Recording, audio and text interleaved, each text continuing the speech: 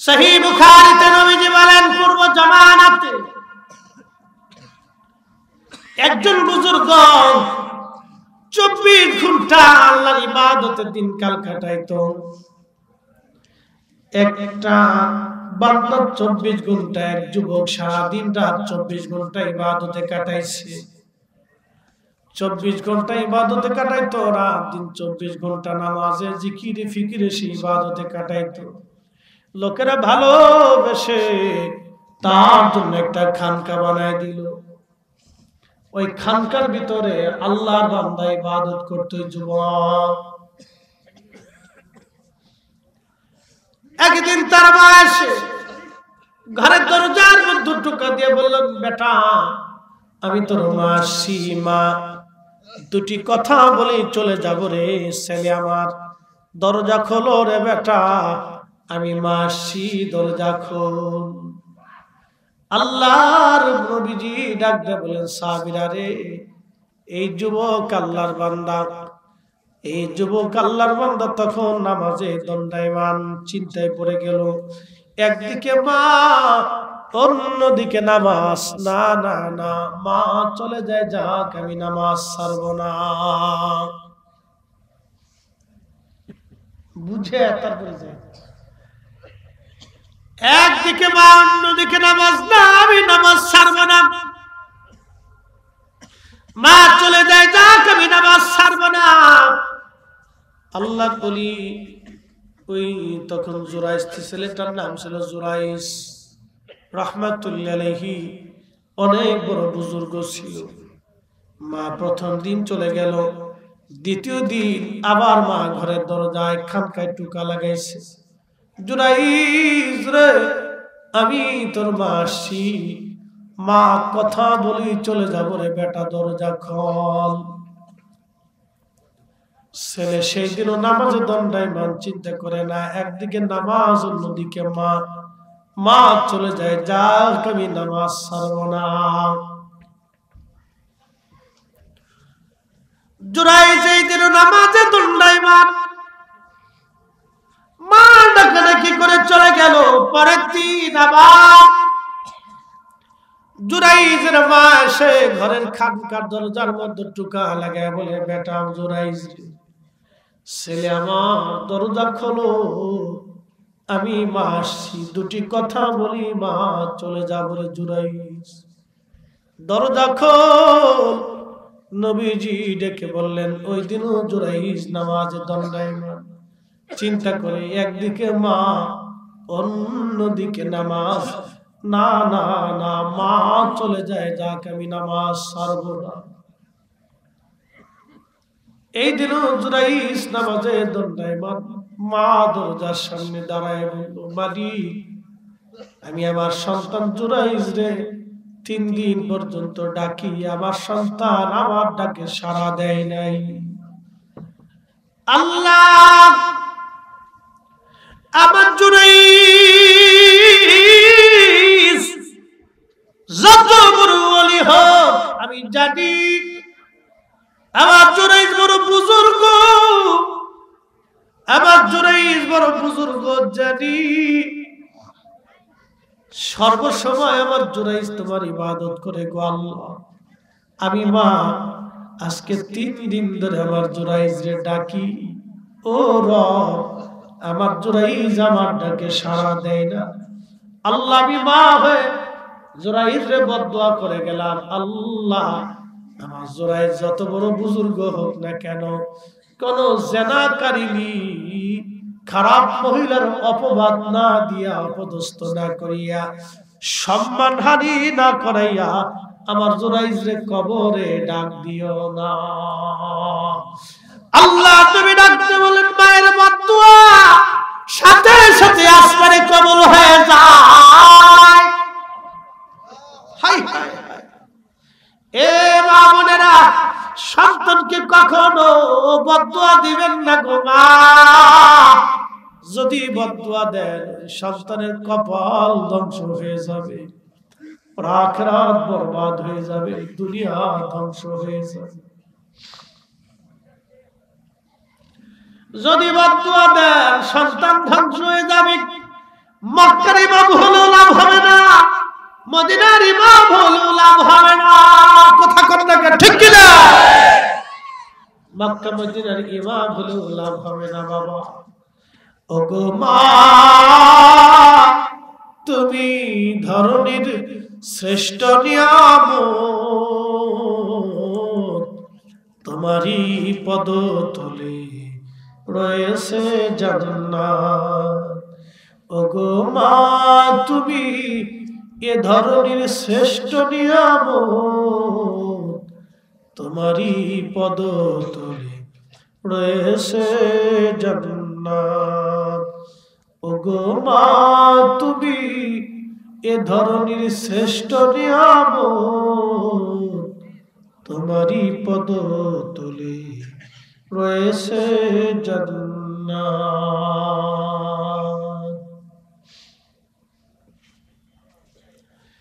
নবীজি বললেন, জুরাইজ তো মা বদ্ধ করে চলে গেল বহুদিন। জুরাইজ ওই খানকার ভিতরে 24 ঘন্টা ইবাদতে দণ্ডায়মান, 24 ঘন্টা ইবাদতে কাটায়। জুরাইজ কিছুই জানে না। ওই এলাকার এক স্বাধীন মহিলা, ওই এলাকার এক গোলাম রাখালের সাথে অবৈধ সম্পর্কে জড়িয়ে একবার তারা জেনা করে ফেলল। ওই জেনার কারণে ওই মেয়েটা অন্তঃসত্ত্বা হয়ে গেল। যখন সমাজে জানাজানি হলো, আব্দুল করিমের বেটি বা আব্দুল জব্বারের বেটি জেনার মাধ্যমে অন্তঃসত্ত্বা হয়েছে, লোকেরা তার ডাকতে বলল, হে নারী, তুমি বলো কে তোমার এই সর্বনাশ করেছে? মেয়েটা চিন্তায় পড়ে গেল, যদি গোলামের কথা বলে তাহলে গোলামকেও মেরে ফেলবে, তাকেও মেরে ফেলবে। কারণ ওই জমানায় স্বাধীন কোন নারী গোলামের সাথে বিবাহ বসতে পারত না। তাহলে গোলামকেও মেরে ফেলতো, স্বাধীন নারীকেও তারা মেরে ফেলতো। সমাজে গোলামদের কোন মর্যাদা ছিল না, গরু ছাগলের মতো দাম ছিল, বাজারে বিক্রি হইত। তো মেয়েটা গোপনে দিয়ে ওই রাখাল সাথে জিজ্ঞেস করলো, রাখাল রে, আমি তো তোমার কর্তৃক আজকে সর্বনাশ ডেকে আনছি, আমি তো আজ অন্তঃসত্ত্বা হয়ে গেছি, সর্বনাশ হয়ে গেছে, বলো আমার উপায় কি?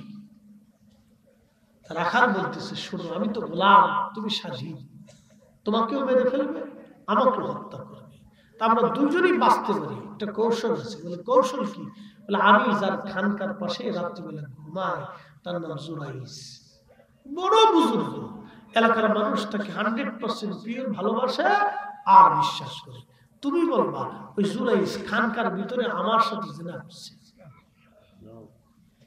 মার বদ্ধ কবুল হয়েছে নি? কথা কন না কেন? কবুল হয়েছে নি? কবুল হয়ে গেছে গা। এই নারী সমাজদেরকে বলতেছে, মা বোনেরা, সন্তান যত অপরাধী করুক বদ্ধ করবেন না, সাথে সাথে কবুল, আসমান কবুল হয়ে যায়।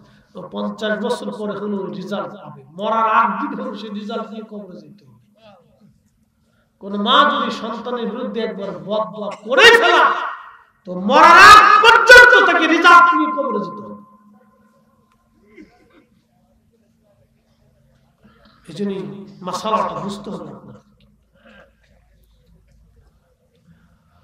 আল্লাহর কোরআন বলে, আ'বুদুল্লাহ ওয়া লা তুশরিকু বিহি শাইয়্যান ওয়া বিল ওয়ালিদাইনি ইহসানা।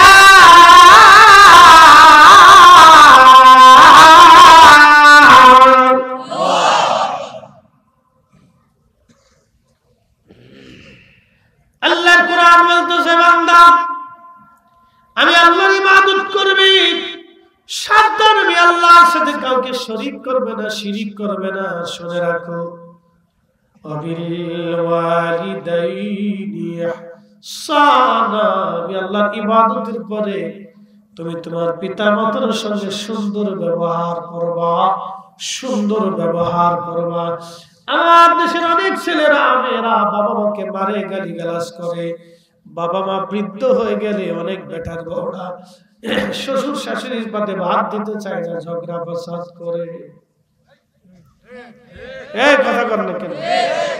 ও নারী সমাজ, আপনার আমার কথা শুনতেছেন, এই কাজ কোনোদিন ভুল করবেন না। বোন আমার, আপনার পায়ে হাত দিয়ে বলতেছি, কোন মুরব্বীর অন্তরে হাত দিবেন না। মানুষ বয়স হয়ে গেলে না, যখন মা বাবা বৃদ্ধ হয়ে যায়, তখন তার একটু বেশি কথা বলে, একটু ভিন্ন কিছু খাইতে মন চায়, একটু কথা বলতে মন চায়, হাঁটতে মন চায়, চলতে মন চায়, এটা মন চায়, সেটা মন চায়, তারা বাচ্চাদের মতো হয়ে যায়। এই নারী সমাজ, আপনাদেরকে বলতেছি, মানুষ যখন বৃদ্ধ হয় তখন বাচ্চাদের মতো হয়ে যায়। মানে আঘাত দিবেন না, কষ্ট দিবেন না। দেখবেন আপনি রাস্তা দিয়ে হেঁটে যাচ্ছেন, কিছু বৃদ্ধ আছে, তোমার নাম কি বাবু? দাঁড়ায় জিজ্ঞেস করে নাম কি, কি করো, এই করো, সেই করো। মানে মুরব্বী, এর সাথে গল্প করতে ভালো লাগে, এই জন্য ডাক দিয়ে দাঁড়া করে, দুনিয়ার কিছু জিজ্ঞেস করে। কিন্তু ছেলের তো হাতে সময় নাই, ও চিন্তা করে বুড়া এত জিজ্ঞেস কি লিগে, সে বিতৃষ্ণা হয়ে যায়। কিন্তু মুরব্বীর কাছে এটা ভালো লাগে, সে গল্প করতে চায়। বয়সের তারা এটা বাবাজি, দুঃখ নিয়ে যাবে, এটা বয়স। এটা আমারও আসতে পারে, আপনারও আসতে পারে, যে কোনো জীবনে আসতে পারে। আহা, বড় কঠিন সময় এটা। এই জন্য মাদেরকে বলবো, আপনারা বৃদ্ধ বাবা মার মনে, শ্বশুর শাশুড়ির মনে কষ্ট দিবেন না। মনে করবেন এটা আপনার একটা সন্তানের মতো, মেয়ের মতো। এটা সে বৃদ্ধ হয়ে গেছে, সে বাচ্চার মতো ব্যবহার হয়ে গেছে, এগুলো মনে করতে হবে। এটা আমাদেরকে বুঝতে হবে, ইওয়াজ নসিহত থেকে আমাদেরকে শিখতে হবে। বাবা বোনদেরকে বলি, আপনারা শিখে যাবেন, এটা কষ্ট দিবেন না, আপনার আখিরাত নষ্ট হয়ে যাবে। তো যাই হোক, হযরতে জুরাইজ রাহমাতুল্লাহ আলাইহি কিছু জানেন না, কিন্তু মার বদদুয়ার সাথে সাথে মঞ্জুর হয়ে গেল। ওই মহিলা সমাজে যা বলল, তোমরা যারা অলি মনে করো, বুজুর্গ মনে করো, সেই জুরাইজ তার খানকার ভিতরে নিয়ে আমার সঙ্গে জানা করছে, আমি দোষী না, ওই জুরাইজ দোষী। সমাজের ছেলেরা লাঠি সুটা নিয়ে জুরাইজের খানকা আক্রমণ করলো। জুরাইজকে ঘর থেকে বের করে পিটাইতে লাগলো।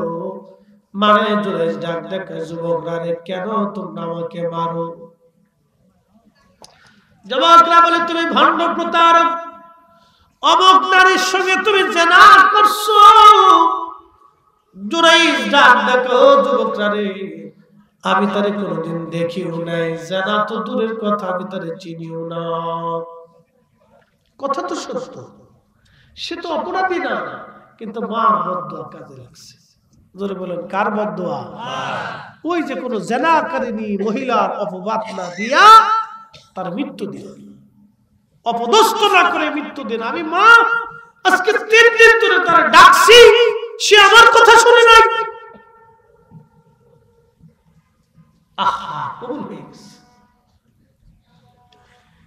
আল্লাহর হাবিব ডাক দিলেন,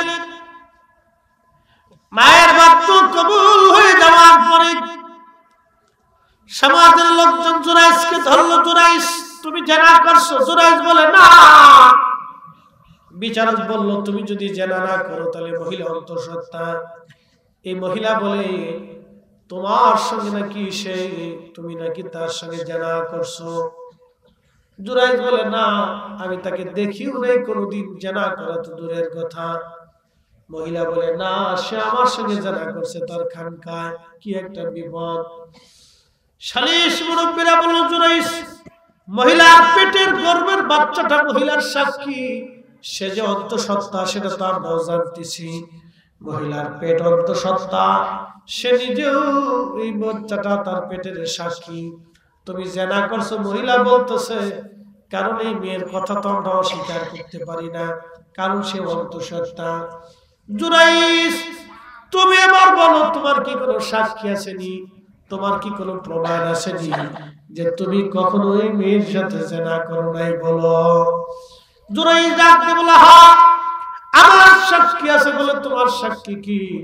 বলে, আমার সাক্ষী হলো মহিলার পেটের বাচ্চা। বলে, এই বাচ্চাটা তো মহিলার সাক্ষী, তোমার সাক্ষী কেমনে হয়?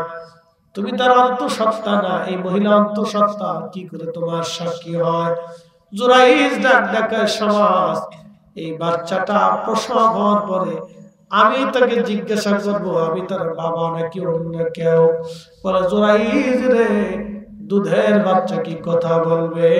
হযরতে আল্লাহর নবী ডাক দিয়ে বললেন, তখন জুরাইজ বলল, হ্যাঁ আমি বললে এই ছোট্ট বাচ্চাটাও কথা বলবে। একসাথে বলে আল্লাহু আকবার।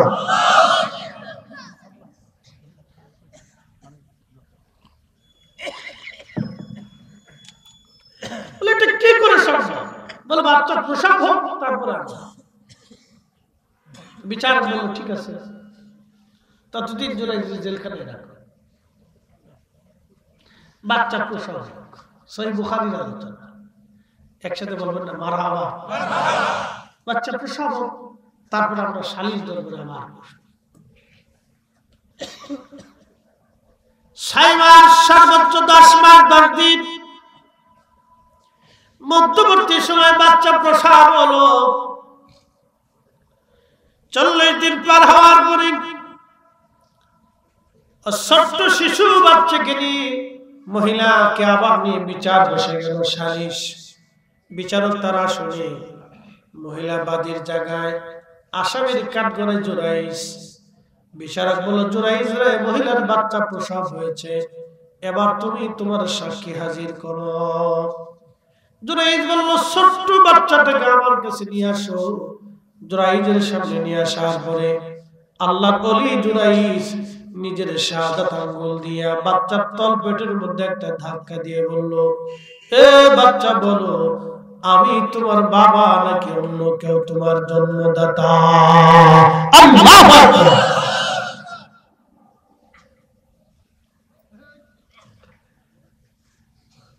আল্লাহর নবী বলে, সাহাবীরা কয়েকটা বাচ্চা মায়ের কোলের মধ্যে কথা বলেছিল, তার মধ্যে ওই জুরাইজের সাক্ষী এবং হযরত ইউসুফের সাক্ষী এবং হযরত ঈসা রূহুল্লাহ আলাইহিস সালাম মায়ের কোলের মধ্যে কথা বলেছিল। আর ইউসুফের সাক্ষী দোলাই থাকা ওই যে আজিজ মিশরের ভাতিজা, এটা বড় লম্বা বাস, আজিজ মিশরের ভাতিজা ইউসুফ আলাইহিস সালামের সাক্ষী। সূরাত ইউসুফ বেদারি হিকমতে লুকমান মা করিয়ে কুরআন কারি আই দিল সাদেল মা। ইউসুফ এত সুন্দর, ইউসুফের সৌন্দর্য দেখে মিশরের নারীরা পাগল ছিল। শুধু নারীরা না রে, পুরুষেরাও পাগল ছিল হযরত ইউসুফ আলাইহিস সালামকে দেখে। এত সুন্দর ছিলেন তিনি। নবীজি বলতেন, না মালিকুন ওয়াখি ইউসুফ সাবিহুন, আমি লাল সুন্দর, আমার ভাই ইউসুফ সাদা সুন্দর। আল্লাহ তাকে এত সৌন্দর্য দিয়েছে, মিশরের পুরুষ নারী সব তার সৌন্দর্যে পাগল ছিল, এতই সুন্দর ছিল ইউসুফ। জুলাইখা তো পাগল। বান্ধবীরা বলল, জুলাইখা রে, তোমার ইউসুফ এত সুন্দর, একবার তাহলে দেখাও। অনেক লম্বা দিকে যাব না।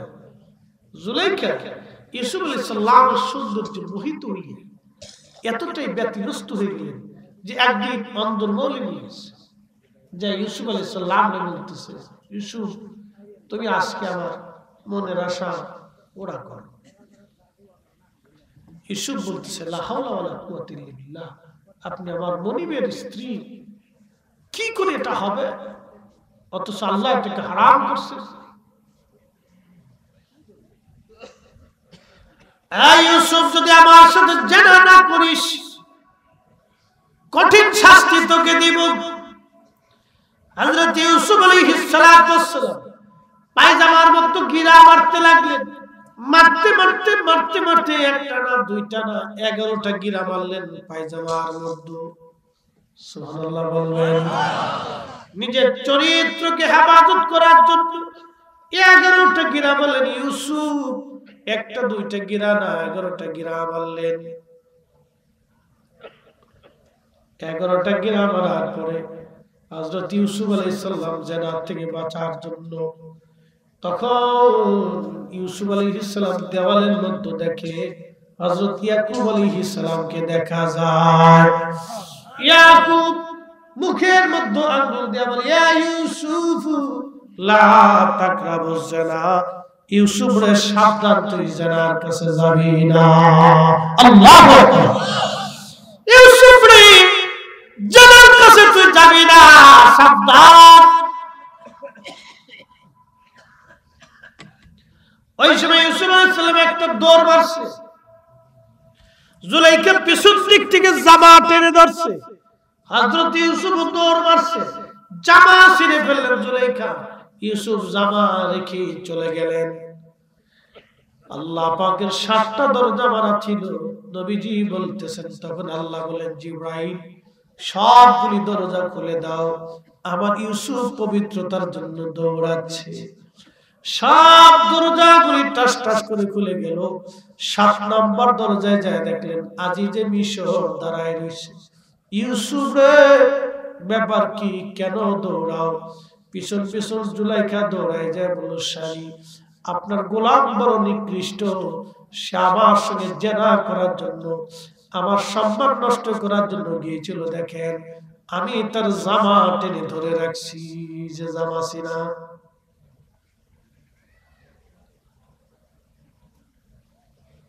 ইউসুফ আলাইহিস সালামকে না বলি, সে আমাকে অন্তর বলেনি, ফুসলেছে, আমি জেনা করবো না বিদে দৌড়ে চলে আসছি। সে জামা ছিঁড়ে রাখছে, না জামা ছিঁড়ে রাখছি, আপনি দেখতেছেন না জামার কিছু প্রমাণ। আজিজে মিশর ডাক দিল, ইউসুফ রে তোমার কি কোনো সাক্ষী আছে? কি করে বুঝবো তুমি আমার স্ত্রীকে প্রলোভন দেখাও নাই? তুমি এটা করতে পারলে অথচ সন্তানের মতো তোমাকে আদর করি।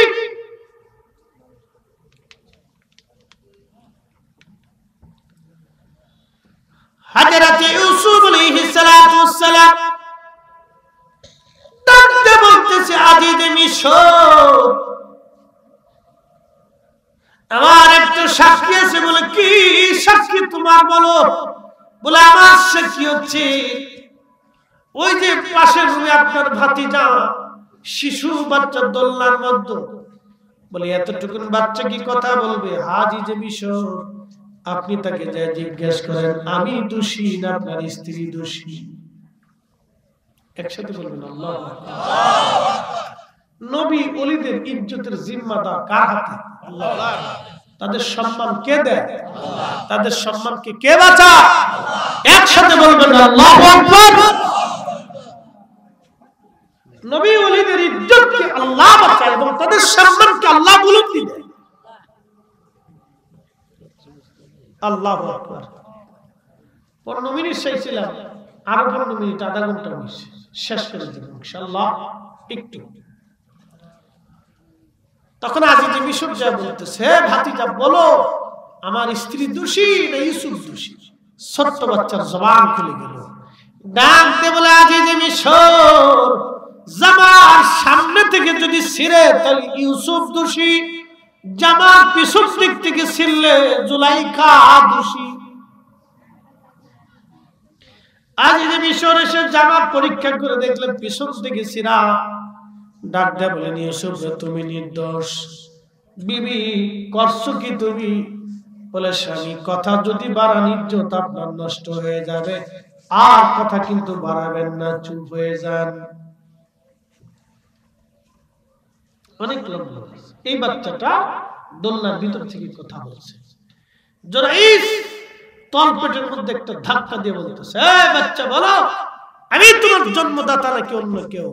ঠিক তখনই বাচ্চার জবান খুলে গেল। বাচ্চা জবান খুলে চিৎকার মেরে বলে, সমাজ বিচারক এই জুরাইজ আল্লাহর ওলি, তিনি আমার কোনো পিতা না, অমুক রাখালের সাথে আমার মা জেনা করছিল, আমি সেই জেনার ফসল, তিনি একেবারে নির্দোষ নিষ্পাপ। একসাথে বলা যাবে না আল্লাহু আকবার। আগামী বছর নগদ না, আগামী বছর আচ্ছা আচ্ছা ঠিক আছে, আমরা শেষ করে দিচ্ছি, আর কথা লম্বা করা যাবে না। জুরাইজের খানকার কাছে এসে ছেলেরা ক্ষমা চায়, হুজুর আপনারা মারছিলাম, মাফ করে দেন। জুরাইজ বলতেছে, না রে যুবক, তোমরা আমাকে মারছো, আমি তাতে দুঃখ পাই নাই, কিন্তু আমি বুঝতে পারছি আমার মায়ের সেই দিনের বদদুয়াটা কবুল হয়েছিল। আমি আমার মার সাথে বেয়াদবি করে ফেলছিলাম, তোমাদেরকে অনুরোধ করি বাবা মার সাথে তোমরা বেয়াদবি করো না। আমার এতদিনের বুজুর্গি সব নষ্ট হয়ে গেল, আমি মার সাথে বেয়াদবি করছিলাম, আমার মা আমাকে বদদুয়া করে গেছিল। এই জন্য আপনাদেরকে বলে দিয়ে যায়, পিতা মাতা যদি অসন্তুষ্ট হয় তো আখিরাত বরবাদ। কথা বলেন না ঠিক কিনা? পিতা মাতা অসন্তুষ্ট হলে কি আখিরাত বরবাদ। এজন্য আল্লাহ রাসূল বলেন যে পিতা মাতা পাইলো কিন্তু খেদমত করে জান্নাত দিতে পারলো না, সে ধ্বংস হয়ে যাক। এজন্য নারী সমাজদেরকে বলবো, সাবধান, শ্বশুর শাশুড়ি মনে কষ্ট দিবেন না। শ্বশুর শাশুড়িদেরকে বলবো, আপনার ঘরে যে বেটার বউটা আসছে সেটা আপনার মেয়ের মতো, সে অন্য কারো মেয়ে, কারো বোন, কারো আত্মীয়, কারো স্বজন, সে আপনার ঘরে আসছে। আপনার নিজের মেয়েটাকে আপনি যেইভাবে আদর করেন, আপনার বেটার বউটাকে আপনি সেইভাবে আদর করবেন। নিজের কন্যার মতো তাকে চোখে দেখবেন, ভিন্ন চোখে দেখবেন না। তার সুখে সুখী হবেন, তার দুঃখে দুঃখী হবেন, দেখবেন সেও আপনাকে সম্মান করবে, চিরকৃতজ্ঞ থাকবে। এই জন্য এই মধুর সম্পর্ক যদি আমাদের ভিতরে হয়ে যায়, তাহলে পরিবারে আর কোনো অশান্তি বৃদ্ধি হয় না। আল্লাহ সমস্ত শয়তানের কুচক্র থেকে আমাদের নারী সমাজকে এবং আমাদেরকে যেন হেফাজত করেন। সকলে বলেন আমিন। আসেন কিছু সময় জিকির করে লা ইলাহা, একসাথে একসাথে দোয়ার আগে জোরে লা ইলাহা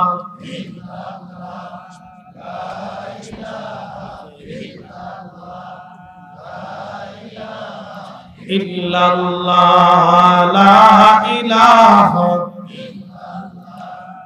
লা ইলাহা হাসবি রাব্বি জাল্লাল্লাহ মা ফি কলবি গায়রুল আহা নূর মুহাম্মদ, বলি নূর মুহাম্মদ, বলি লা ইলাহা।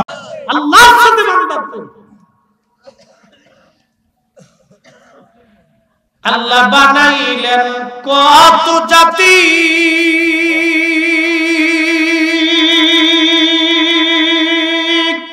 হইল না তার প্রেম প্রীতি। আল্লাহ বানাইলেন কত জাতি, হইল না তার প্রেম প্রীতি। অবশেষে মানুষ বানায়, অবশেষে মানুষ বানায় প্রেমের কারণে। প্রেমের ডরি বান্দরে মদিনার শোনে।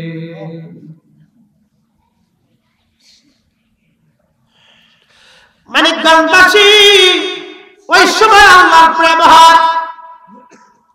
এখন আপনারা মাহফিলে বসে আছেন না, কেউ চলে গেলে কেউ মামলা হবে? আমার দিকে থেকে চলে গেলে কেউ মামলা করবে? আপনার বাড়ি ঘরে আগুন জ্বালিয়ে দিবে, ধরে নিয়ে যাবে, তাহলে বসে রয়েছেন কেন?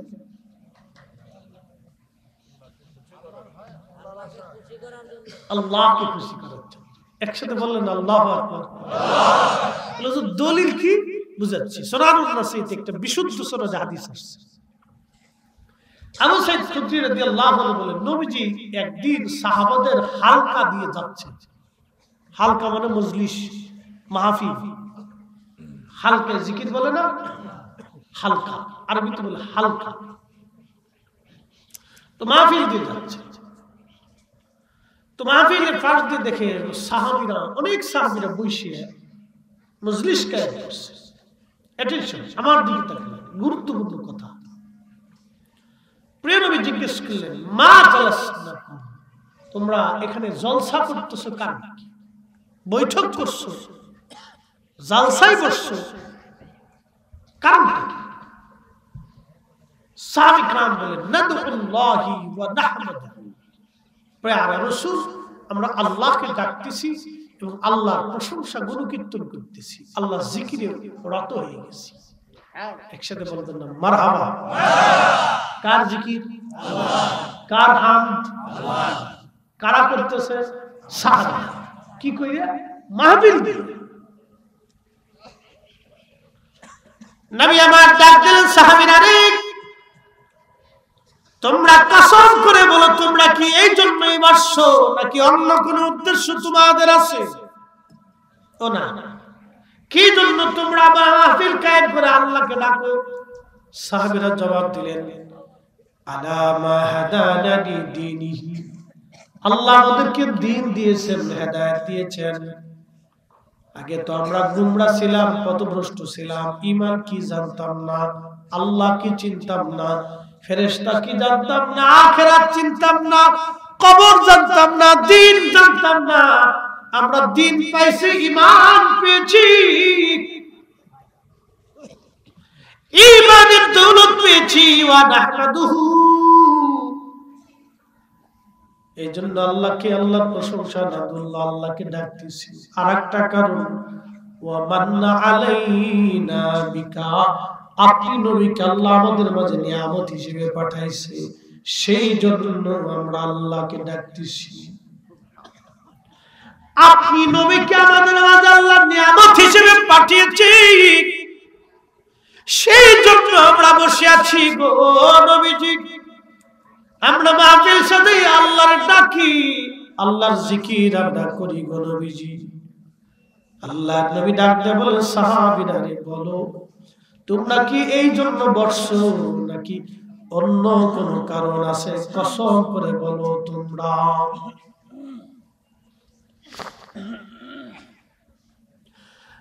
আল্লাহর নবীজি ডাক দিয়ে বলেন, সাহাবীরা কসম করো। সাহাবীরা বলে, ইয়া রাসূলুল্লাহ, আল্লাহর কসম করে বলি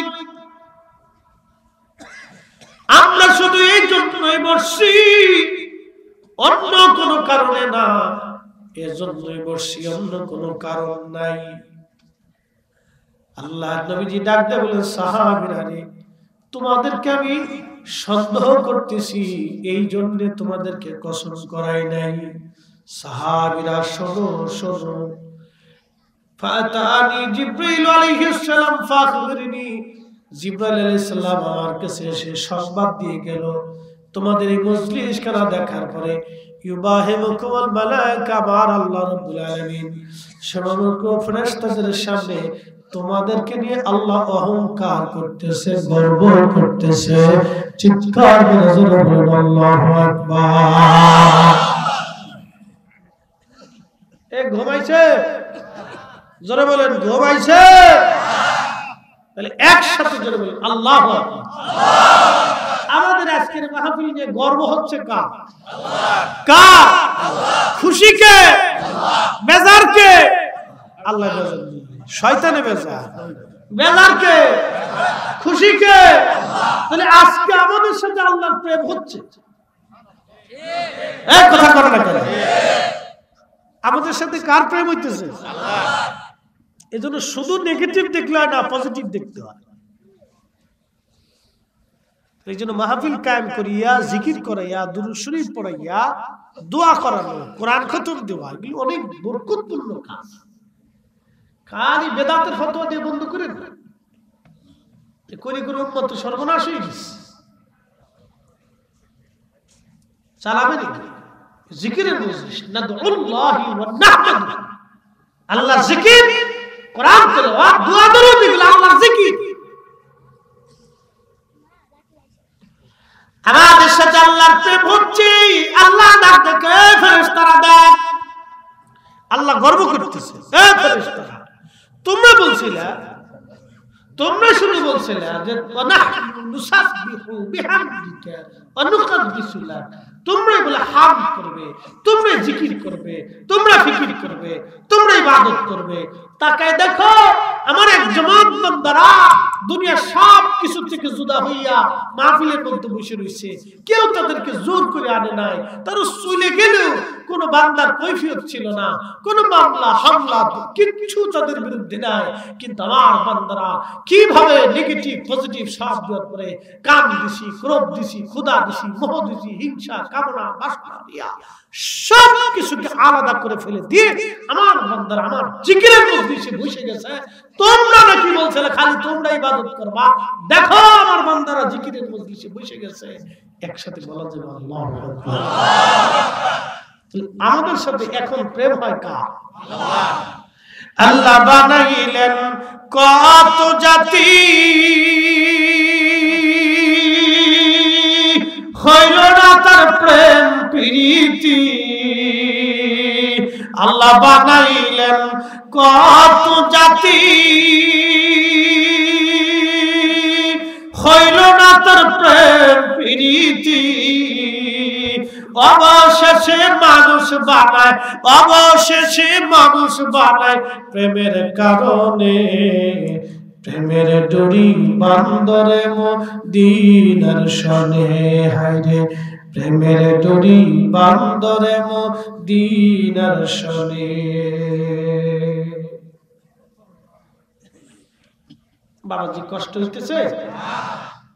আর একটু আসে 15-20 মিনিটকে আমার একটু সময় দেওয়া যাবে না ইনশাআল্লাহ? যেহেতু এই গুরুস্থানে বাবা মা দাদা দাদি কেউ না কেউ কবরে আছে, এই গুরুস্থানে কার কার একটু হাত উঁচা করবে? এটা আমি একটু দেখি, পরিসংখ্যান হয়ে যায়। আল্লাহু আকবার, হাত নামান। তার মানে বোঝা গেল এখানে এই প্রায় 98% মানুষের কেউ না কেউ গুরুস্থানে ঘুমায় রয়েছে। তাহলে আজকে তারা খুশি। আপনাদের কেউ না কেউ যারা কবরে আছে তারা আজকে মহা খুশি। আমার করিম, আমার রহিম, আমার জব্বার, আমার ওই সত্তার, ওই আমার আব্দুল্লাহ, আমার নাতি, আমার পুতি, আমার সন্তান, আমার মেজ ছেলে, আমার সেজ ছেলে, আমার আওলাদরা আজকে মাহফিলে গেছে, ওরা আমাদের জন্য দোয়া করবে। ঈদের চেয়ে তারা আনন্দিত হয়ে গেছে। ইমাম ইবনে কাইয়িম জৌজি কিতাব রূহের মধ্যে লিখছেন, তারা কবরের উপরে এসে আজকে রূহগুলি বসে রয়েছে প্রতীক্ষা, আমার আওলাদরা মাহফিলে আজকে দোয়া করবে। একসাথে বলবেন না মারহাবা? কিন্তু যারা আসে নাই, বসে নাই, সব কটা হতভাগা, কপাল পোড়া। কথা কথা বদনসিব, ইচ্ছা করে আসে নাই যারা, বদনসিব ইচ্ছা করে আসে। আমাদের নসিব ছিল 20 মিনিট সময় দিয়ে একসাথে দোয়া করেছেন ইনশাআল্লাহ। আল্লাহ কবুল করুন, সকলে বলেন আমিন। আর একটু কথা আছে সামনে, হাদিসের কেবল একটা পার্ট বলছি। নবীজি কদম মোবারক রাখছেন, দুরূদ শরীফ না বললে তার আখিরাত নষ্ট। আরো 2টা আছে, 2 মিম্বারে কদম রাখলেন। দ্বিতীয় মিম্বার শরীফে কদম রাখার পরে নবীজি বললেন, সাহাবীরা রে, জিবরাইল এসে বলতেছে যে মাহে রমজান পাইলো কিন্তু নিজের জীবনের গুনাহ মাফ করাই দিতে পারলো না, সে ধ্বংস হয়ে যাক। এই যে রোজা এসে গেছে, এই রমজানে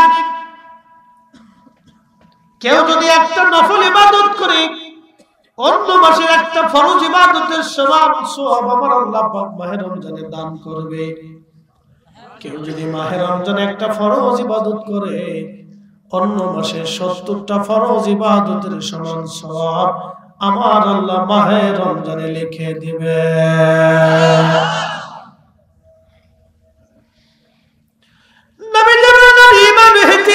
সাথে কেউ যদি মাহে রমজানে রোজা রাখে,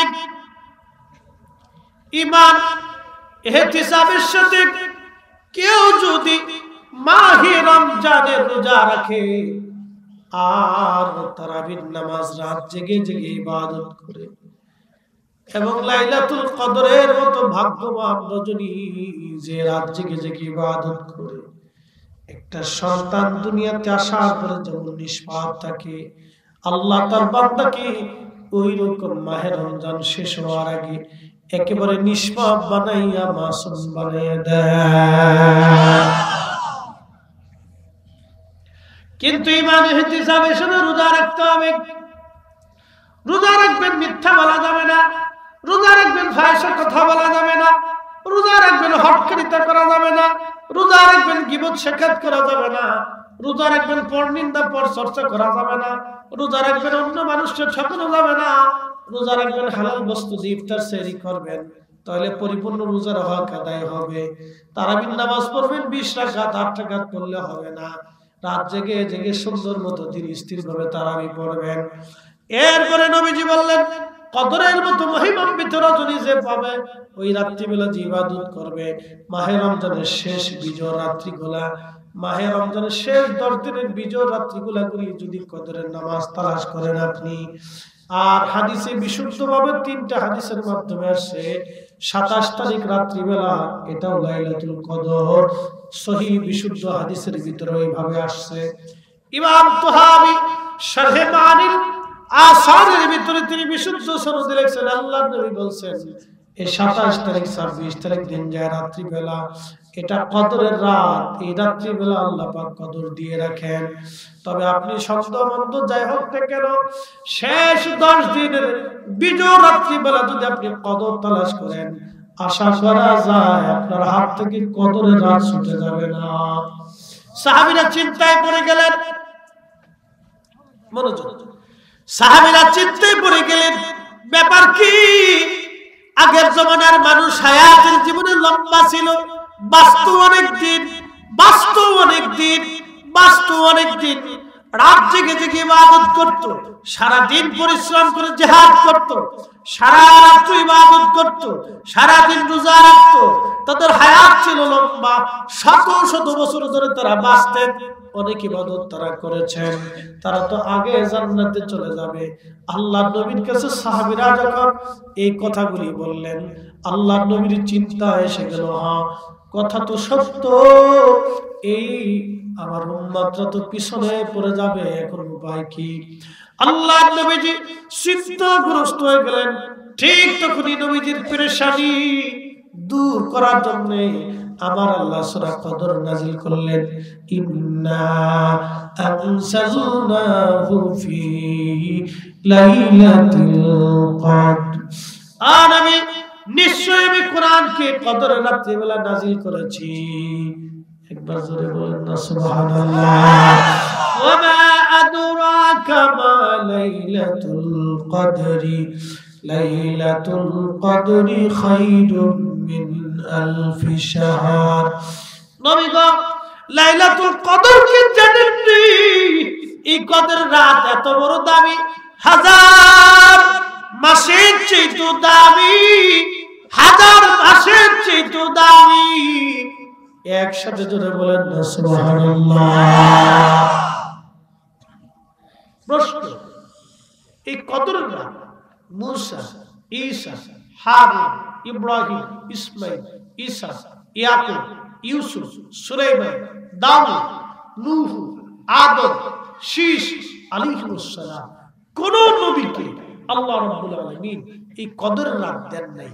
শুধুমাত্র আমাদেরকে আল্লাহ তার হাবিবের উসিলায় কদরের রাত আল্লাহ আমাদেরকে দিয়েছে। একসাথে বলা যাবে আল্লাহু আকবার।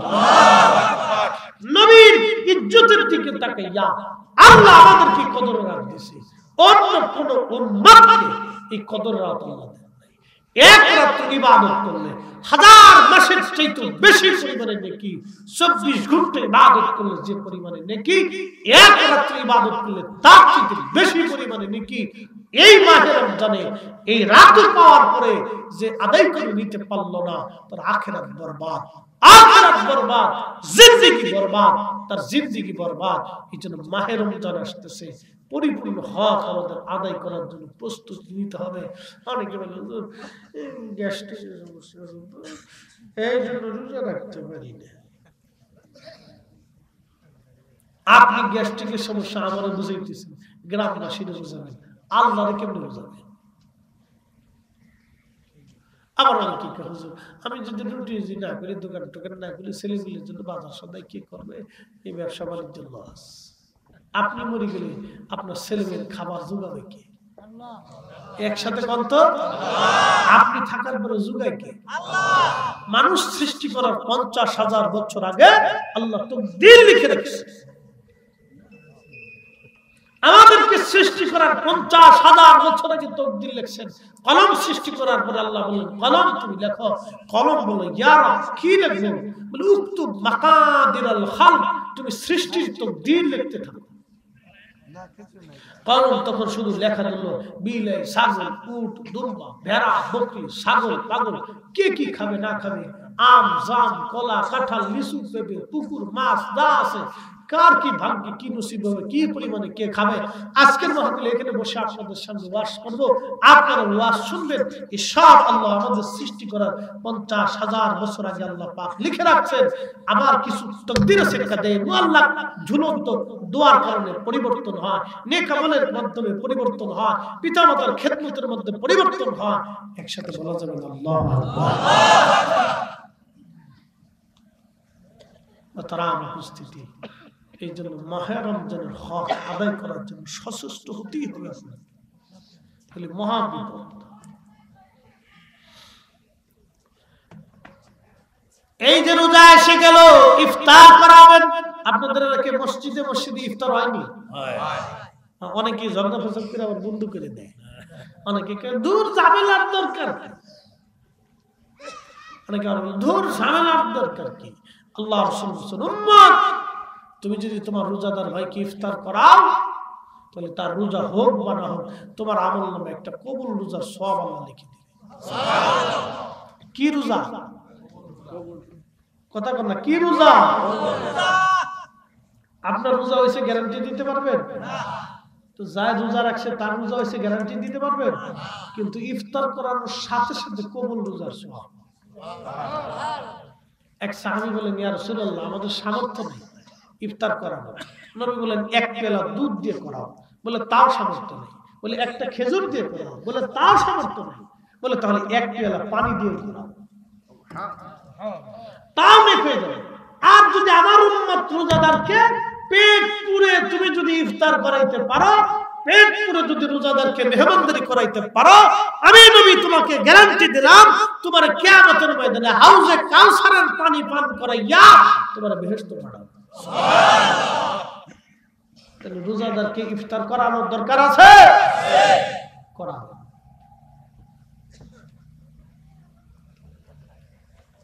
আশেপাশে গ্রামে গঞ্জে আত্মীয় স্বজনদের ভিতরে দরিদ্র গরিব মিসকিন থাকলে তাদের বাড়িতে গোপনে খাবার ইফতারি সামগ্রী পৌঁছায়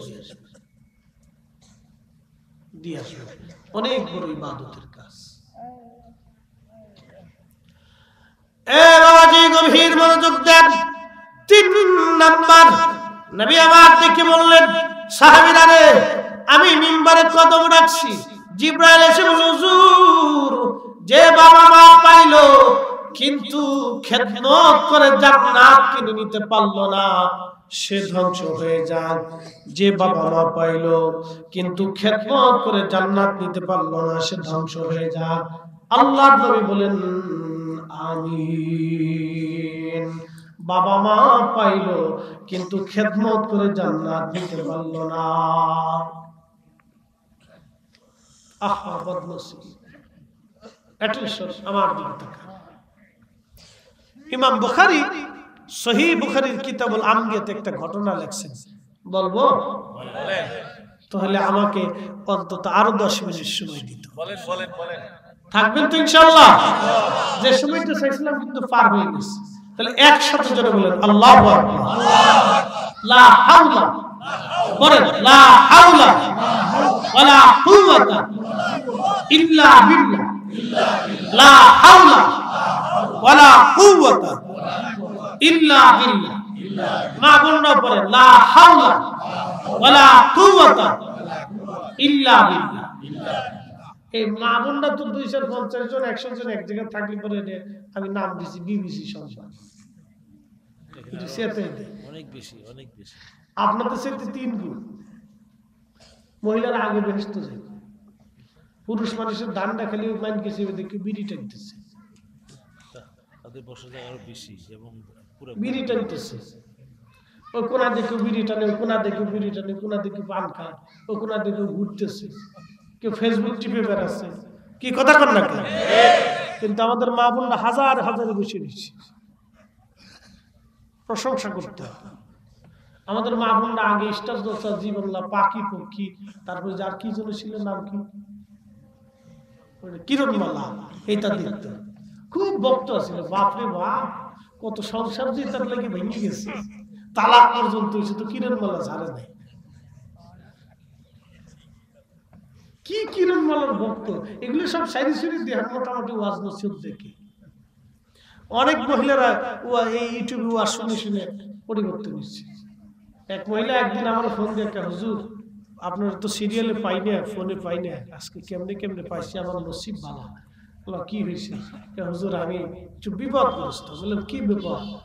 আমি আমার শাশুড়ির মনে কষ্ট দিয়ে এই আমার স্বামীর বহু বছর আগে বাড়িতে নিয়ে আসছিলাম, মনোযোগ দিয়ে বাড়িতে নিয়ে আসছি।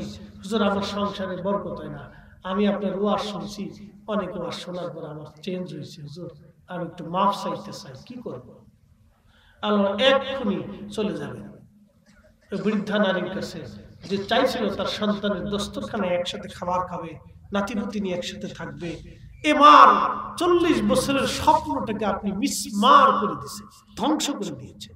একটা মা বৃদ্ধতা পর্যন্ত সন্তানের দিকে চেয়ে থাকে, অনেক যত্ন, পরম আদর ভালোবাসা দিয়ে সন্তানকে লালন পালন করে, একসাথে সন্তানের সাথে ঘুমাবে, থাকবে, খাবে, নাতি নাতকে নিয়ে সে তার বাকি জীবনটা কাটাবে। আপনি সর্বনাশ করে ফেলছেন, করছেন।